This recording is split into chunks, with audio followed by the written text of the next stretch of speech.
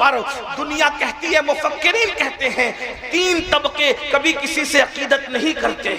मोहब्बत तो करते मगर अकीदत नहीं करते। नंबर 1 मैं अभी बयान करूंगा आगे, बीवी शौहर से मोहब्बत तो करती है, अकीदत नहीं करती। भाई अपने भाई से मोहब्बत तो करता है, अकीदत नहीं करता। और दोस्त अपने दोस्त से मोहब्बत तो करता है, अकीदत नहीं करता। ये 3 तबके अकीदत के मामले में बड़े कमजोर हैं।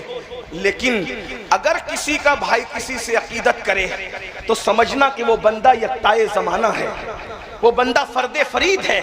हमने इसी साल आशूरा के दिन अपने मुर्शिद हुजूर सैयदी सरकार रफीक मिल्लत की ज़बानी अपने बड़े मुर्शिद के हवाले से ये सुना कि रूए ज़मीन पर हुजूर अमीन मिल्लत जैसा कोई पीर इस वक्त मौजूद नहीं है।